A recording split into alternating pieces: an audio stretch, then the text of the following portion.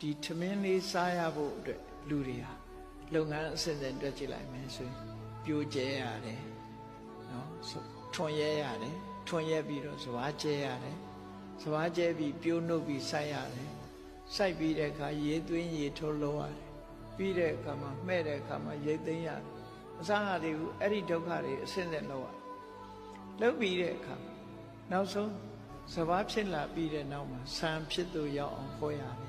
ပြာရတယ်တီးရတယ်မစားရသေးဘူးနောက်ဆုံးမှာထမင်းဖြစ်အောင်လုပ်လိုက်ရတယ်မိမွေးရတယ်ခုခေတ်တော့တဖြည်းဖြည်းလွဲလာပြီပေါ့ဂက်စ်မီးပုံနဲ့ချက်ကြတယ်ရိုက်စကိုကာနဲ့တော့မဟုတ်လျှက်စစ်မီးပုံနဲ့ချက်တယ်ဆိုအများကြီးလွဲလာအဲ့ဒီလိုထမင်းစီလေးတစ်စီးဖြစ်ဖို့ရအတွက်လုပ်ငန်းပေါင်းမြောက်များစွာလုပ်မှဖြစ်တယ်အဲ့တော့ဘဟုဒုက္ခဆိုတာအဲ့ဒါပြောတာရှားထဲမှာ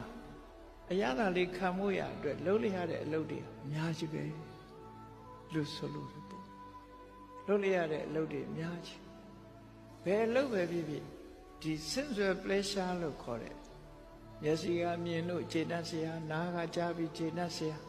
အဲ့ဒါတွေရဖို့လုတ်ကင်ဆောင်ရွက်ရတဲ့အလုပ်တွေဟာအမှန်တမ်းများတယ်အမှန်တမ်းများတော့ဘုဒုက္ခ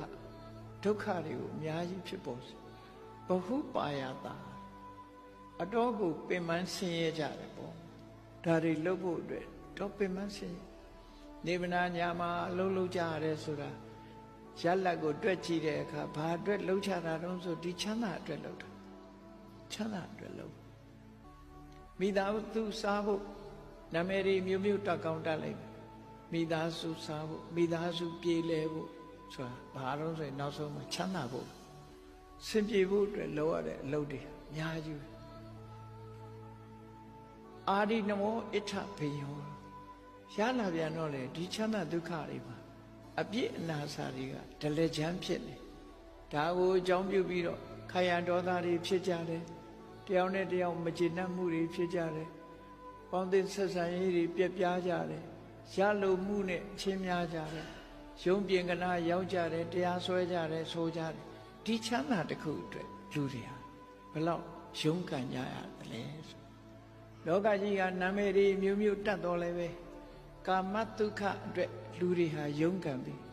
ဒီကနေ့ကဘာမှာစစ်ပွဲကြီးတွေဖြစ်နေတာလည်းပဲကာမတုခအတွက်စစ်ဖြစ်နေတာဆိုတာဖြစ်တယ်ကိုယ့်ရဲ့ခြေနှက်မှုကိုယ့်ရဲ့အနေထားမှုပိုင်ဆိုင်မှုတွေနဲ့ပတ်သက်ပြီးတော့လည်းပဲဒီစစ်ပွဲကြီးတွေဖြစ်နေအဲ့တော့ဆင်းရဲဒုက္ခကိုများစွာပေးလို့ဒီ